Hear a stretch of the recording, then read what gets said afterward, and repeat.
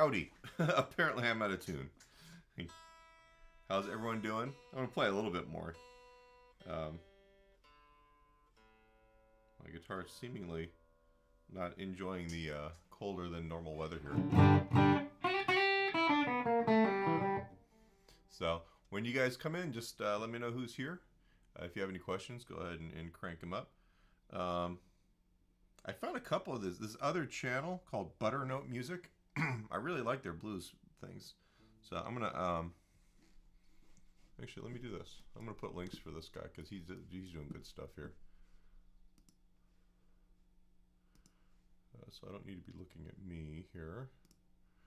What I do need to do...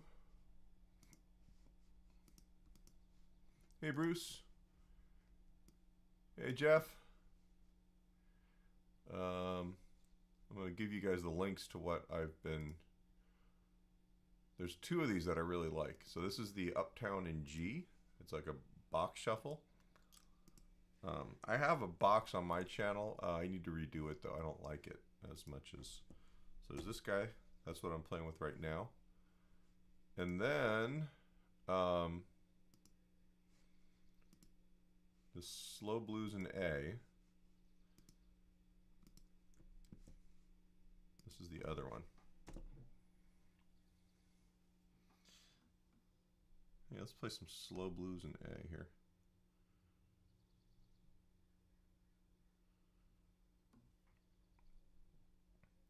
You guys can hear everything okay too? Guitar, backing track, everything?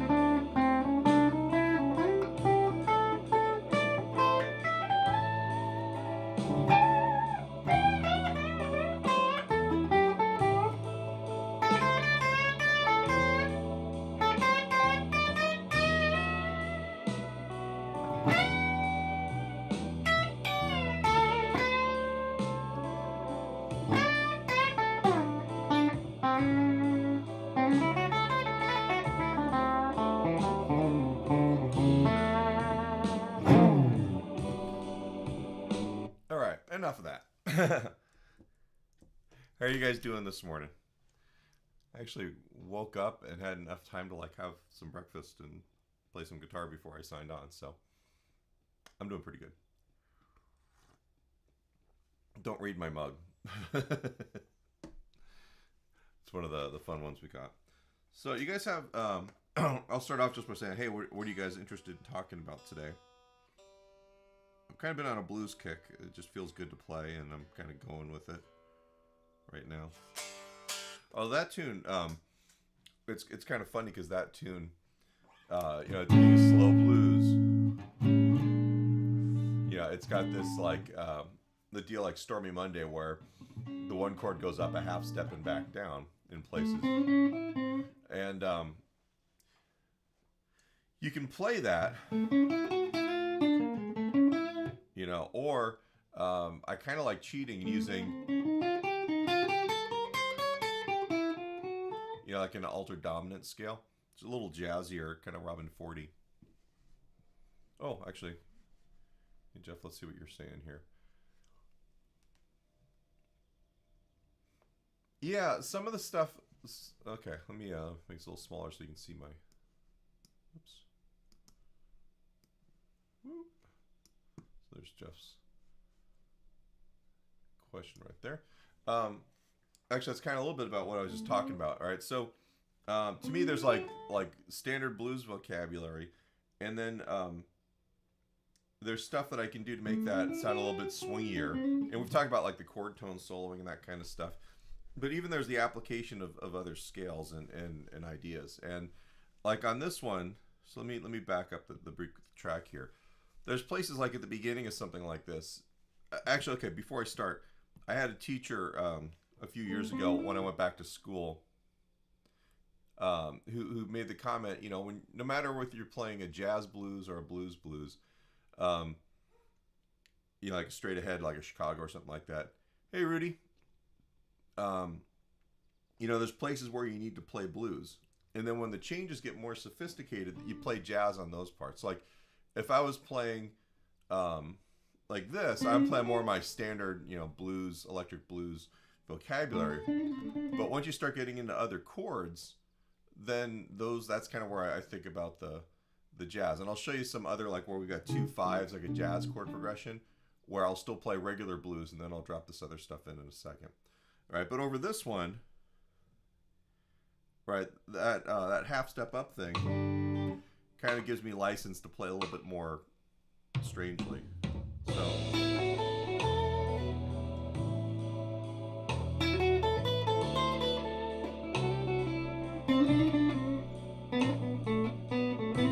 right, there'll be a move up here.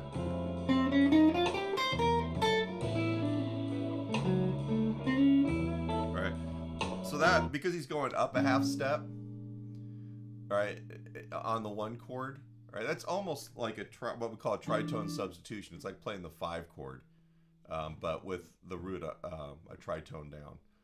All right, I don't want to get too much into the jazzy part of this, but the fact that he's doing that right there says, hey, I can ignore that and let it be more like T-Bone Walker, or I can actually work with that sound and be a little bit more like maybe Robin Ford. All right, maybe that's kind of the thing that I'm shooting for, right? So there's certain things that I can do. So I'll back this up for a second. And one of them is just, hey, let's just take a chord tone idea and then move it up. And that's the easy way to get through this. It's almost kind of like how I've seen Josh Smith show how to play changes. So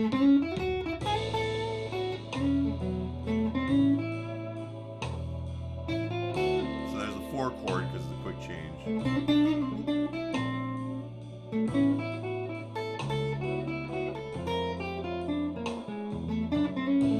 So right there, I had this, you know, idea on the 1 chord, which was about like the 6 chord arpeggio that we've talked about when we do chord tones, and I just moved it up a half step, and then resolved it back into the A, right? So that's one way. You know, you're kind of like making it sound jazzy by just really just playing the notes in that chord, and it works, right? But you have to know your arpeggios. You can't just, like if I was to do this with my blues scale. So here's a different approach to this.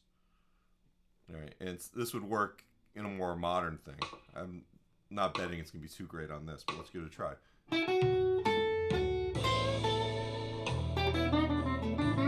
So blues.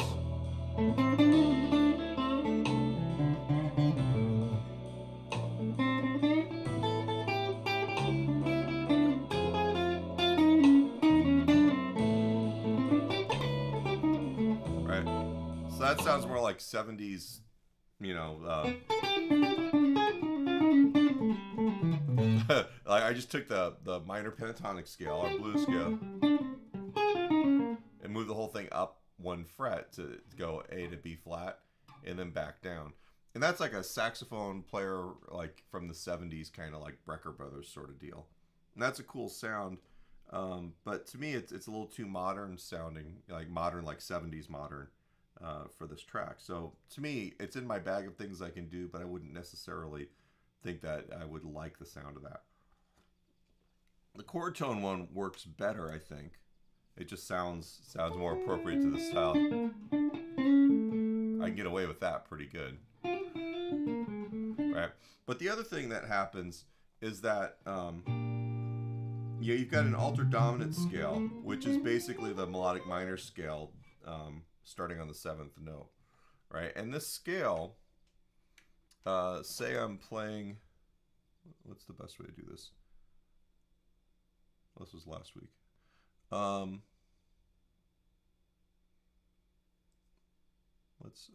Let's erase last week. Sorry, last week. I'll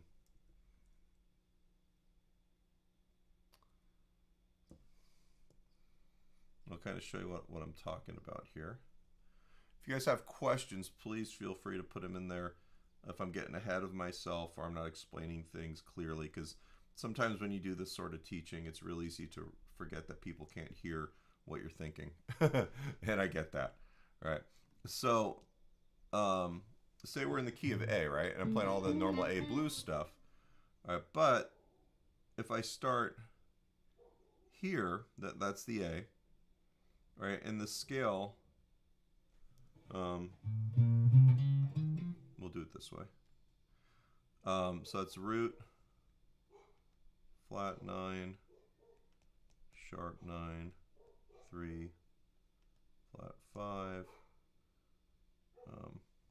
sharp 5. The reason why they call this an altered dominant scale is because it's got the major third and the minor 7, which makes it a dominant sound. But then all the other notes are like flat 9, sharp 9, flat 5, sharp 5. They're the notes that in jazz you would alter to make a chord be very tense sounding. And it's a pretty cool thing, right? It works really good. So then we've got flat 9, sharp 9, 3, flat 5, oops. Purple, I don't know if it was the best choice for this. Minor 7, root, flat 9, sharp 9, and then there's the 3. So that's the scale there, right? And the chord tones, like if we say, hey, these are the notes that kind of define this a little bit more. That's that. And then the other notes, they're there, but they're altered, right? So they create a lot of tension. But then the other thing that happens is if I wanted to, let's take red here for a second. The reason why this works over the B flat is, well, okay, so there's a B flat, there's the B flat, there's the B flat, right? And then the sharp 5 in this scale, that's just a 5 there, right? So you got like the power chord part of that B flat chord, all right? And then the third here, that's like the minor third, right? So we've got most of the notes in that chord there, right? And then this guy here, the third of the A chord is like the minor third. It's, you know, everything's really close. So when you get there, you know, you can play this and you're getting notes that are in both chords if you play the whole scale, or, you know, if you play just the B flat chord, you're nailing that chord sound, right? So if I'm playing over Stormy Monday, for instance, and I wanted to hit something that was interesting, I might try a little bit of this over the, and you can really do this over just the bar where the change is, or you can do it over the last 2 bars before the D chord, because this actually creates tension that resolves into the D.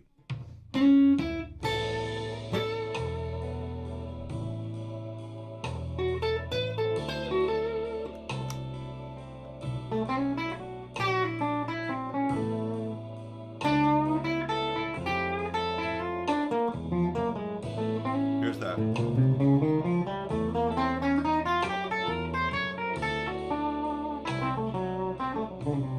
Right, and that's into the D chord, right? Not very bluesy, but you kind of get a sense that because I'm playing all of this stuff that creates all this tension, when I resolve it back to the D chord, because the A, so we look at a blues like 1 chord, 4 chord, 5 chord, right? Because of the relationships between the chords. But also, if you look at the D, the 4 chord, as being like its own key, like 1, 4, and then 5. The A chord is the 5 chord of the D. So, you know, that's why like we'll play a blues, and we're going, you know, you call it Story Monday, but Tuesday's just as bad. And then sometimes you'll play like the A, the 7, dominant 7 chord on the 1 chord, and then it resolves into the 4 chord. Because a lot of this with the blues stuff is just getting each chord to kind of push into the next chord. That's kind of what moves it along. Right, you know, and you feel that even in your line, you feel that. Well, the altered dominant chord is like the ultimate jazzy way of, you know, basically creating that tension, right? Because it functions just like if I'm playing over this blues and I get to the 5 chord, I'll play an E altered dominant, right, and it'll move into there. So let me get to that in a second. So here's the E, the 5 chord.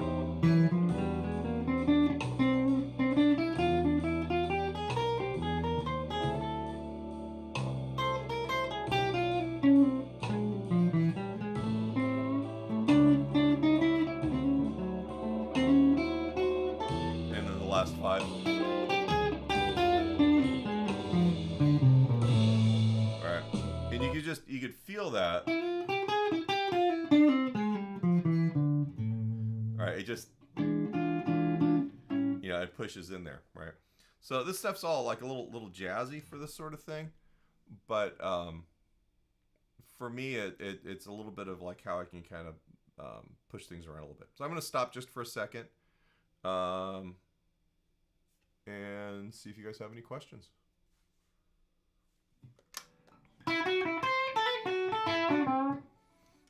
So it's fun, you know, that stuff is like, it's fun to use, but it's like seasoning. Like there's certain things that you can use in limited, you know, when you cook, you know, you're not going to like lick a bowl of paprika or cumin, right? But when you're making chili or you're making certain kinds of foods, a little bit of those things go a long way. Like, yeah, I love making barbacoa, you know, and barbacoa is one of those things that you put the smallest amount of ground clove in. And as soon as you put that little bit of a half a teaspoon of ground cloves in there, like your whole house smells like cloves. Right? And this altered dominant scale is kind of like the ground cloves of the blues. You know, it's one of those things, if you're playing over a totally jazzy thing, it's a really cool tool. If you're playing over something like this, a little bit goes a really long way. So for a lot of people, it's not necessarily worth the time to master if you're going to play more traditional stuff. But it is kind of a cool thing to work with. All right, and there's so many ways of like getting that altered dominant sound without just playing that entire giant scale. You know, I kind of like doing this thing. You know, like over the 5 chord. All right, you know, you can take that 5 chord, and if you create a diminished arpeggio, so E, G, B flat, and then C sharp or D flat, right? And off of each of those notes, you play a major triad, right? You get this sound that's like very, it is very altered, right? Because those things, you know, basically you've got like the flat 5, you've got the sharp 9, all right? You've got the sharp 5, and what you're doing is you're just using those for these little bits of like extra notage. And because the roots of all of those little triads are a diminished chord is completely symmetrical. They're all a minor third apart, right? It never seems to want to resolve. So it creates this tension. It's almost like floating, like any diminished idea would be. Like you got the thing.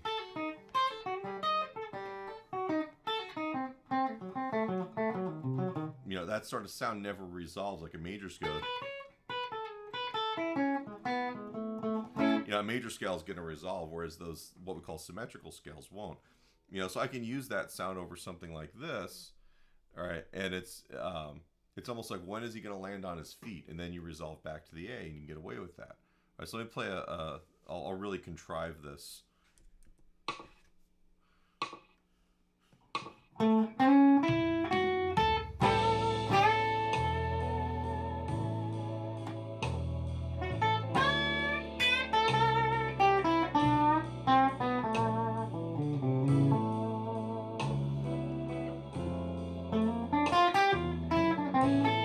I was just playing the B flat blues, or the chord tones. Just blues scale over the 4 chord.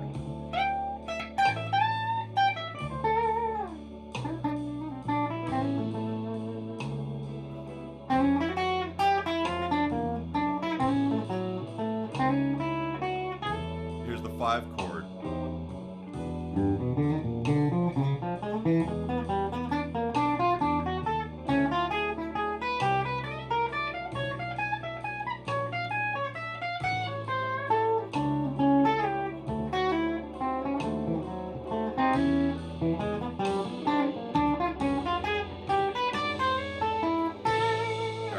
So I use that idea in 2 places. That whole idea where I'm playing major triads off of the notes, off of the 5 diminished chord, right? And you know, it never felt like it was gonna land until I eventually just started playing back in the key of A. First time I didn't really stick the ending very well. I was too busy thinking about what I was doing. The second one, I think I hit it a little bit better over the last 5 chord of the blues. So yeah. It's cool. You know, I like these sounds. I like having these options. I kind of get to this point sometimes where, like, I like playing traditionally, and then I end up having this thing where it's like, you know what, maybe maybe I would like to play something that's a little bit different, that's a little bit more me, right? And over something like this, you know, it's very possible to add a little bit of flavor, but I still have to treat it like I'm cooking, and I don't want to overwhelm people with some of these sounds, right? So say, let's find a B flat swing blues here.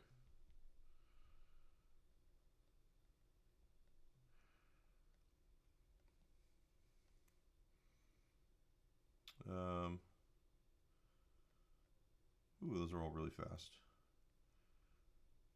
All right, what the heck? This might be too quick for me.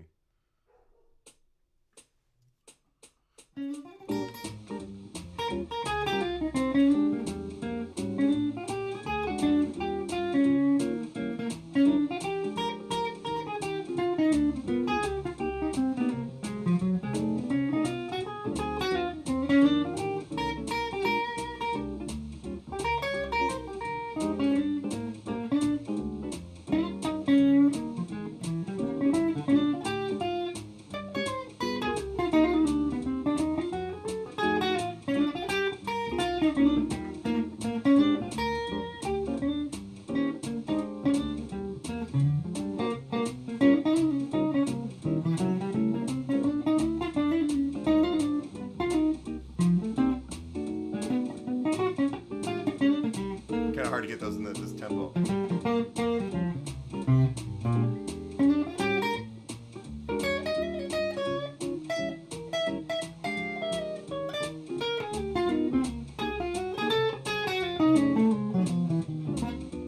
Alright, and you get all those changes in there. So what happens with the B flat blues like that, when you're playing the jazz stuff, is instead of just 1, 4, 5, you've got this chord progression where you're going 1, 2, 3, 4, quick change into the 4, back to 1, and then a lot of times you go 2, 5 into the into there. It's like, or just you're really hitting the dominant sound of the one chord, like we were talking about before, and it pushes into the 4 chord.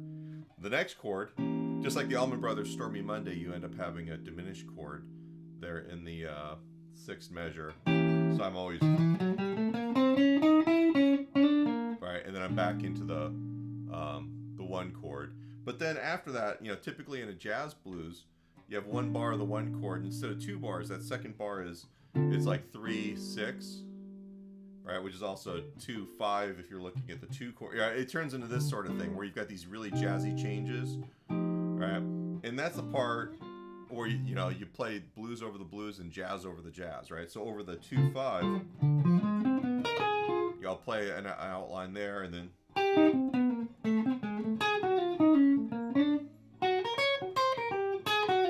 all right, and over all of those other licks or all those other chords, I'm treating them more independently, and that's kind of a little bit more of the jazz thing. And that's where it gets kind of confusing for people at first. It's pretty fun, but like over all those 2/5, there's so many ways that I can play through something like that, like simple ways or complicated ways. I don't get to play this very often, but 1 chord, 4 chord.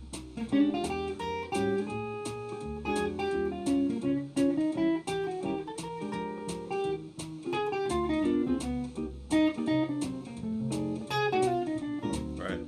So on something like that, right, I was basically going like over the 2 chord, the flat 5, down the scale to the 3 of the flat 5 of the 3 chord to the 3 of the 3 chord. You think like these little outline changes.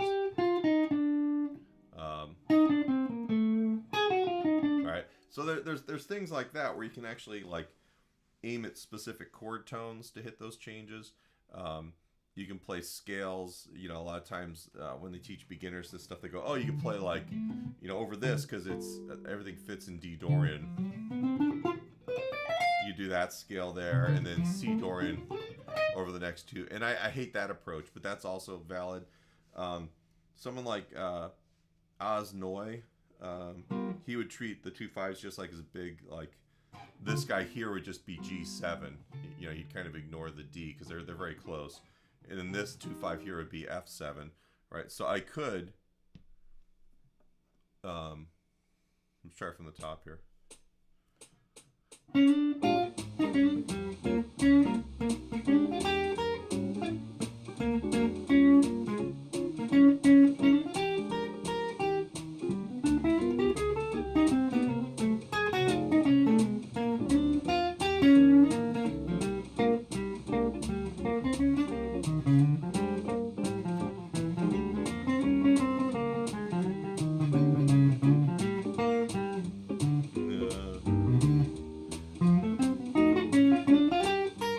Lost my train of thought there.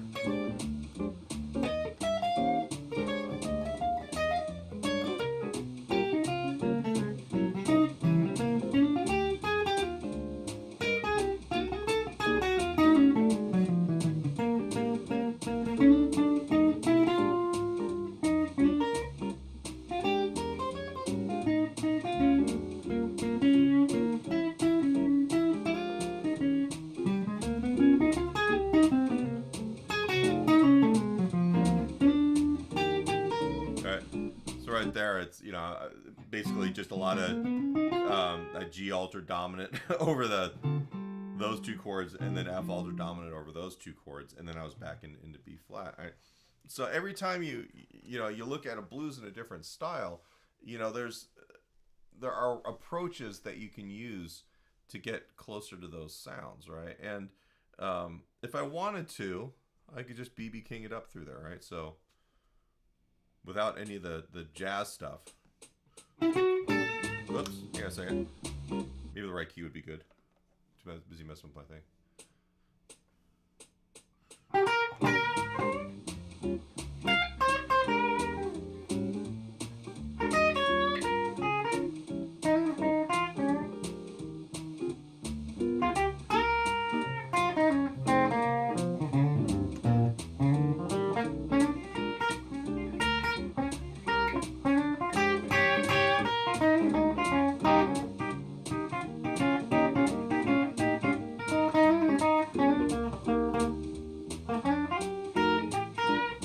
mix the approaches.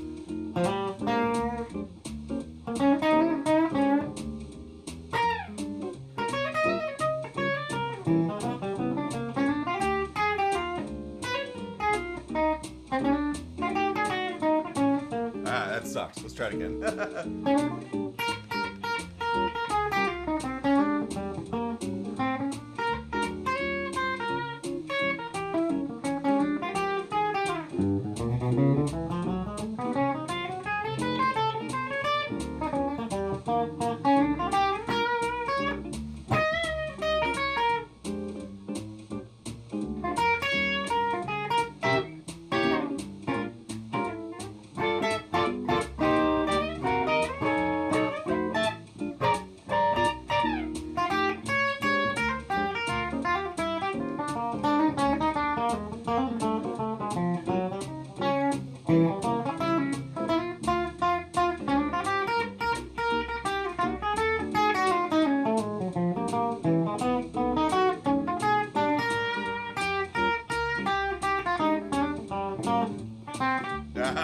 All right, trying too hard. All right, but can you guys kind of hear that? Like, you know, sometimes it's cool to play rock and roll blues. Sometimes it's cool to do the other stuff.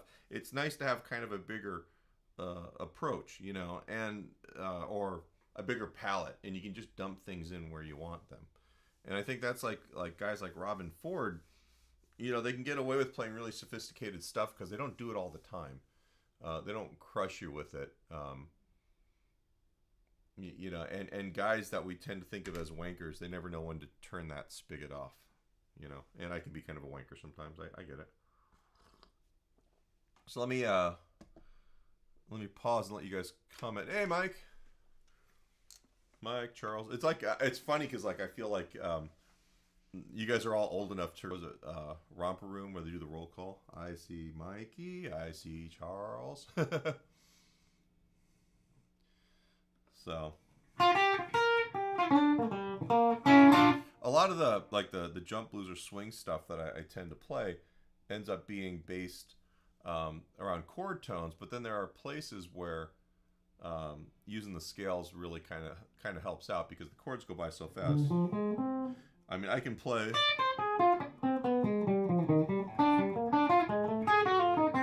you know, a lot of those changes just hitting the chords. But then it just sounds like I'm arpeggiating chords, and sometimes it's just nicer to hit a big slice of those chords with one scale and play an idea through them. You know, I was right. So over the 3/6, I played that G altered dominant scale we talked about at the beginning, right? But then when it hit the 2 and the 5, I just switched it to the F. And it resolved into the B flat, right? Let me replay that idea for you.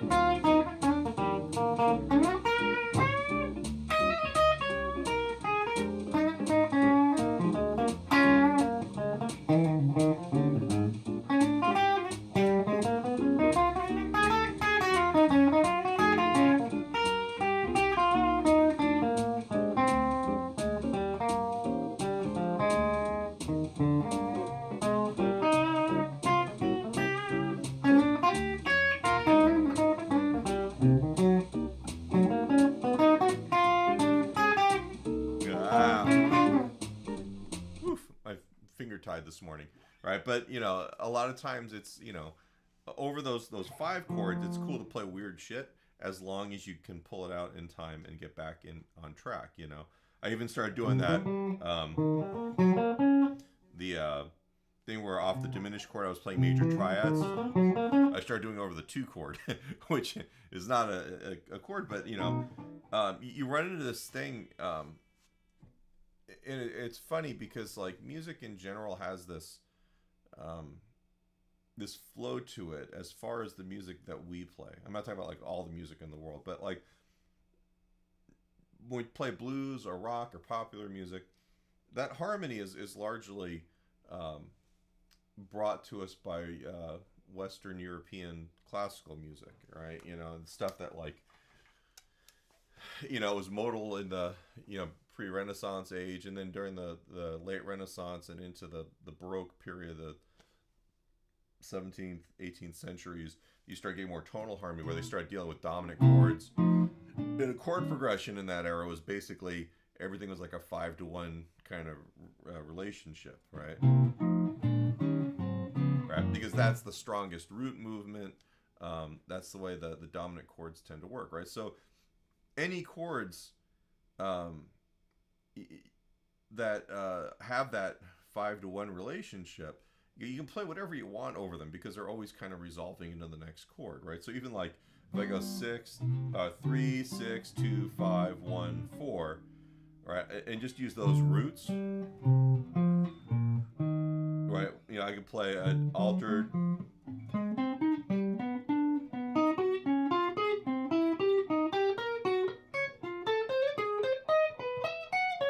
right, and it never seems to fall down. You know, it basically pushes into the next chord, right? And while I wouldn't play like that over a pop tune, you know, over something like a blues, it's kind of cool because it gives you this sense that you're heading somewhere, right? If I was to break down, so let's just talk about a blues progression for a second, because this is, even though this is not really what we all play. One of these is, there we go. So you've drawn some bar lines here, right? So a blues chord progression, and it's cool because no matter what style of music you play, it's a good place to start talking about how chord progressions work. Partially because it's not really in a diatonic key, not like, you know, B flat major or A major or something like that. All right, so we've got, say we're playing in the key of A here. All right, you've got your 1 chord. All right, and a typical blues, you know, it's 12 bars divided up into 3 4-bar phrases, right? So the first one starts on the A. The second 4-bar phrase starts on the D, which is the 4 chord. And the third 4-bar phrase starts on E, which is the 5 chord. All right, and now the D chord, it goes back to A here. All right, and then in the most basic kind of blues, and this is like the Jump Blues backing track that I put out recently. Basically, there's no 4 chord in the 10th bar. It's just the 1 chord right there. All right, so we can kind of look at this. Like every phrase kind of has a different starting point. Are you guys able to hear me? It looks like my internet connection is very slow. Let me do a check-in. It looks like we're still streaming. Maybe kind of give me some feedback if it's good or not good.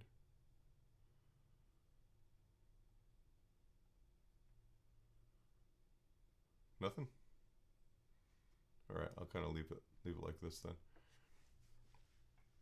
All right, so within this, you know, what happens as blues gets more complicated, you put a 4 chord here, that's our D, and then we'll put a 5 chord here, right? And the 5 chord at the end is basically to bring this sucker back around to that guy right there. Okay, so you've got that. And a lot of times we'll think about, like I was just talking about, how the 1 chord will become a dominant 1 chord if it's not already there, because that basically, can I increase the volume on my end? I can do that. I'm also talking down into the, let me, is this better? Yeah, I should speak a little bit more clearly. All right. All right, so then this 1 chord, you know, this guy, we'll do this in red here. This guy wants to resolve to here. All right. You also run into where in a jazzier blues, in this, man, my brain is kind of fried right now. So then this guy here could become a 2-5, right? Which becomes let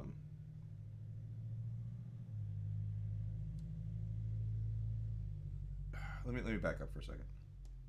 Sorry, messing with the volume levels kind of mess with my head.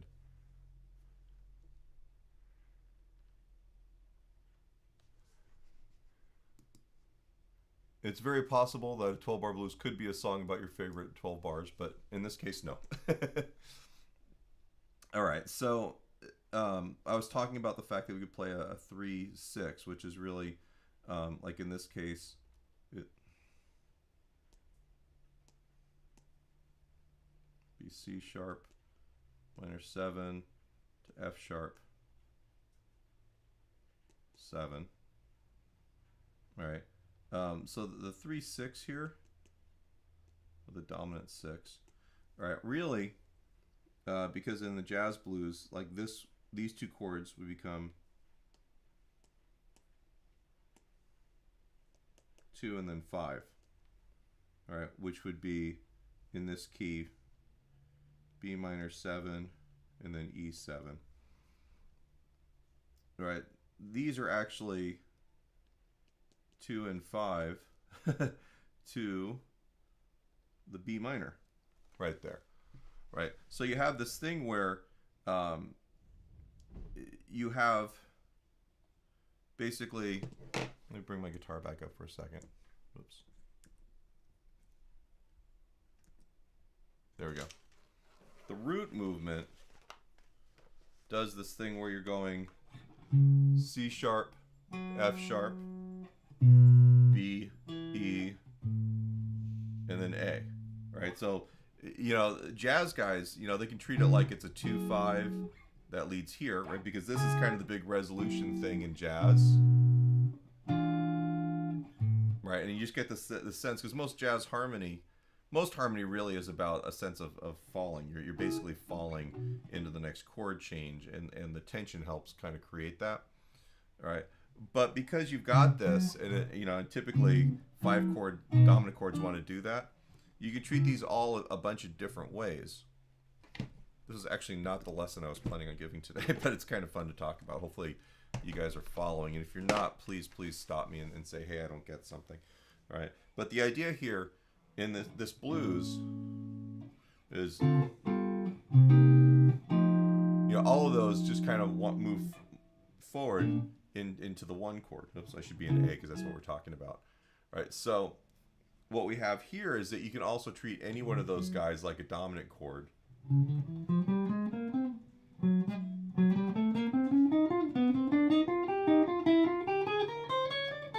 Right, and those dominant or alter dominant things, they just create tension that want to push the chord up into the next, the next thing. All right, and the resolution is either it's down a 5th, like 5-1, or up a 4th, because that's kind of the inverse kind of root movement, right? So this is actually up a 4th, even though if we were going from its octave, it would be down a 5th. And that's just kind of how intervals work. We're not going to get into that. So because of all of this stuff, which hopefully you kind of followed a little bit of, you can play all kinds of really weird stuff based off of those chords, right? And the approaches can be as simple as like just playing the chord tones,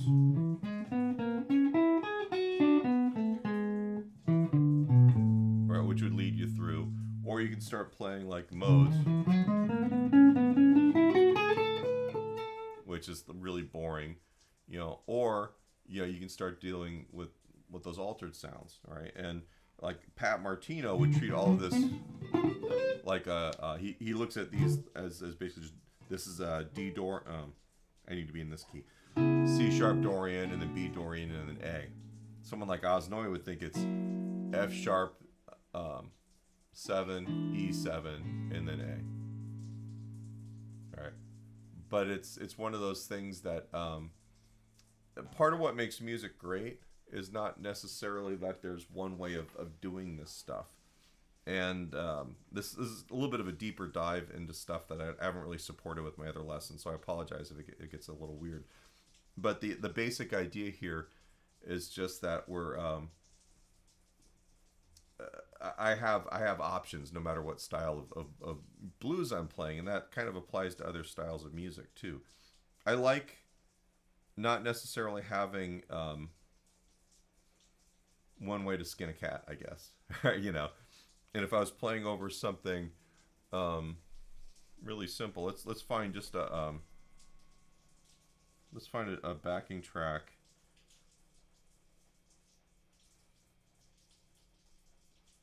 This isn't D major. Oops. It's a lot of these. Can you guys hear the rain? Is the rain coming through on the live stream?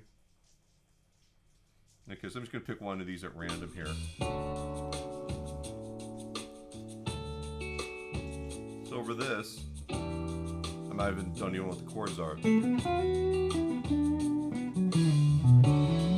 Right. So I can play just major pentatonic over this. I know it's gonna work. I can think that way. I can think about it in fourths, more modern.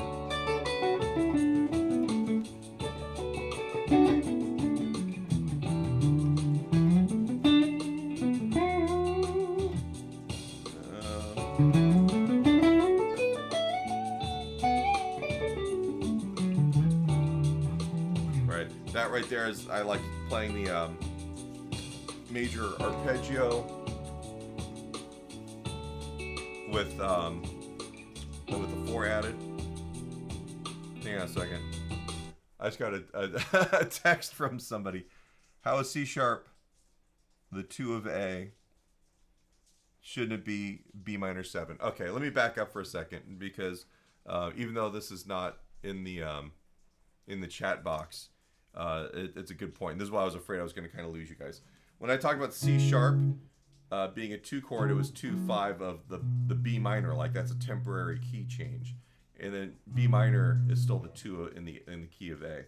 So with the jazz stuff, what's happening is that you have a lot of these like little micro key changes, and that's one of the things that happens is that stuff's defined by a 2/5 1 chord movement, right? And it within this song, which is like an A blues, right? I can even go consider this 2/5 1 into the D chord, which is E minor 7, A7, and then the D right there. That's a big part of how jazz musicians actually kind of play through these changes. That 2/5 basically keeps a song from being all one major scale, keeps it from being too boring. And in the jazz or in the blues stuff, when you start playing jazz, that's part of how they jazz it up, is they add those 2/5s in there. That gives you the opportunity to treat, like your blues as like a bunch of little mini keys or mini climates of these. Right, so that's what's happening here. So this is still 3 and 6 in the key of A, but it's 2/5 if we treat the B chord as the 1 chord. Hopefully that makes sense. Okay, so back over just the simple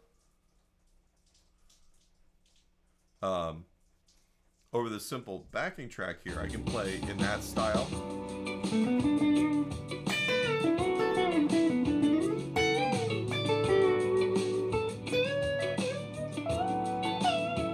I can play the kind of the country thing. I can play like a little bit more major scale-y.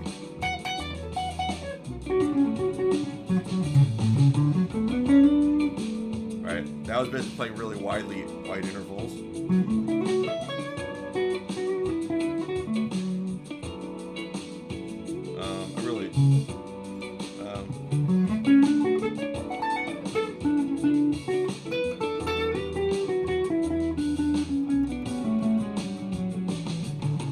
I can even superimpose other chords. So we're the key of D. Alright, I can play a 2/5 by arpeggiating. Alright, as long as I resolve on the D chord, even though that 2/5 is not there, so I'm basically playing E minor 7, A7, and then into the D. Alright, as long as I end up resolving in the right place, what I play there makes sense to the ear. Right? When I'm really improvising, I'm not thinking this hard. A lot of people say this is really hard to do, and it's really it's not that hard if you practice these things on their own and you pre-build ideas and then eventually get it under your fingers. And at a certain point, it just kind of becomes natural to how you play. Writing or composing solos is a great way to do this because then you get used to playing this stuff physically.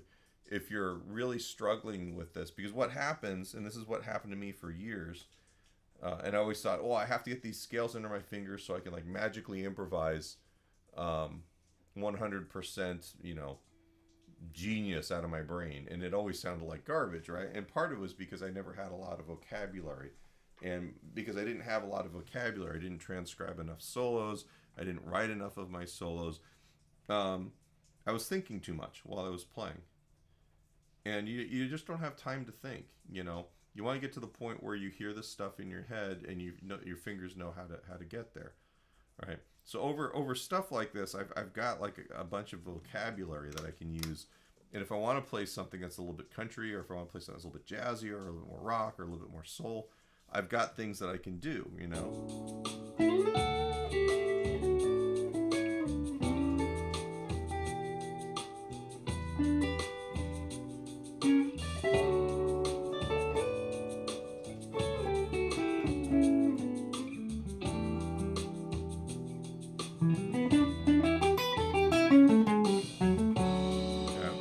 I don't think that's a really cool way of playing through it, but I can do it. I can even superimpose. I can go, let's see, we're in the key of D. So 3, 6, 2, 5, 1.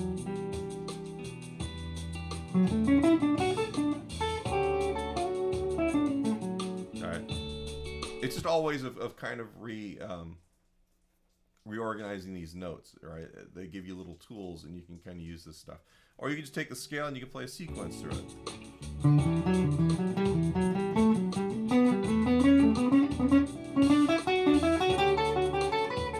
All right, a line like that still works. I wouldn't play like,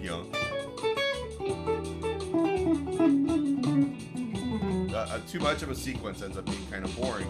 But if you take that idea where you've got an idea,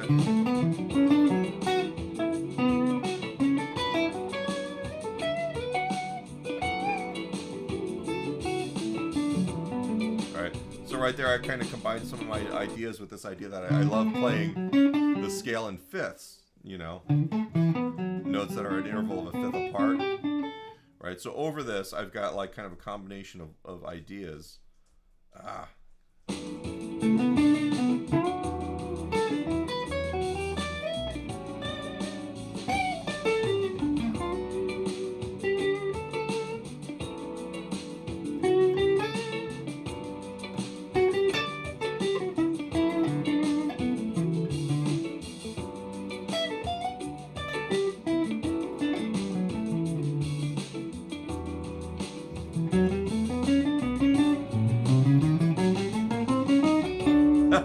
I cheated. Altered dominant scale over the poppy tune right there. I played A altered dominant because that's the 5 chord, right? And I just pushed it back into the D major, right? So, you can use these things and, any way your heart can kind of desire. And really the ultimate arbiter of what is cool is your own ears and your brain. I spent so many years thinking that I should play this way because that's how you're supposed to play over this tune. And this style of music you should play this way because that's how you're right. And the reality is that you should know everything that you want to know. What I mean is like learn anything that you like, right? And then start trusting your own intuition in terms of what is going to sound good. Tom Straley says this, and this is kind of true for me too. The things that get me hired, there's the bass skills. I mean, everybody wants a competent musician who can play rhythm guitar and knows how to show up on time and has decent gear. But the things that really stick out because they're, everything being equal, they're also going to look for the person that they like the sound of. And what people typically like are the things that make a player unique, that, you have your own voice. And for me, I've got a way of playing. Tom Straley has a way of playing that's very different. Anybody that is popular or good has a sound. Whether it's these blues players or, rock players, you've got a voice. And the only way to get to that voice is to exercise it and to learn as much you can about how this stuff kind of fits together. And some of it comes from knowing the theory and this kind of stuff. And a lot of it comes from just playing as much music as possible and thinking about the music that you're playing and really listening to it, you know, actively listening, where you're saying, hey, you know what, I want to hear, you know, how the rhythm section works in this, and just paying attention only to like the bass and the drums and something, all right, and then saying how does that, you know, work with what the guitar player is doing, and then actively listen to that, you know, or I just want to hear only what the guitar player is doing, you know, or hey, the guitar, there's two guitars, you know, let's actively listen to those things and kind of see if I can pull apart what's going on. You know, a lot of times people put music on and say, hey, I'm listening to it, I know it, and you know, I'll say, hey, just, you know, just listen to the bass part in this for a minute, you know, and then see how it relates to your guitar part. All right. And then suddenly it opens things up, you know, and that's a big part of this is it's real easy to get buried in the idea that you have to learn the theory and that you have to practice the scales. And that's all important, but it's also missing the point that if you don't listen and you don't think about the music and you don't experience the music by playing it, all of that other stuff is kind of wasted time. So, all right, I'm going to pause just for a second. I'm going to check to see about my next student here. I'm just going to put that in there. I love that. Like, one of the things I played. Right, it's this thing that I really got into Cory Wong a couple years ago. He was with Wolfpack, and he's got his own albums and stuff. And he's basically like his voice is how he plays funk rhythm guitar. But like he's got these instrumentals, and he plays like he'll do that pentatonic scale in fourths like that, and not like, you know, like a lead thing, but he'll actually just play them together. All right, that's just something I love. That I stole it, and occasionally it comes out in the things that I play. You know, I've got that catalog. So, all right, guys, I am going to split. I actually need to get to a private student here. Thanks for hanging out with me. Hopefully this was coherent and useful. If you have any questions, post them in the comments below the video, because I'll get notifications of that stuff when it happens, and I can answer that. Please hit like and subscribe with the notification bell if you're really interested in seeing this. I do this twice a week, Wednesday and Thursday, and then Wednesday and Saturday morning. I try to put out one backing track and one lesson video a week. It kind of depends on my workload. So there's, 2, 3, 4 things usually coming at you every week of various types. So we've got a lot of content, and hopefully you guys find it useful. So like, subscribe, all that happy crap. And I will see you later on. Thanks a lot, guys.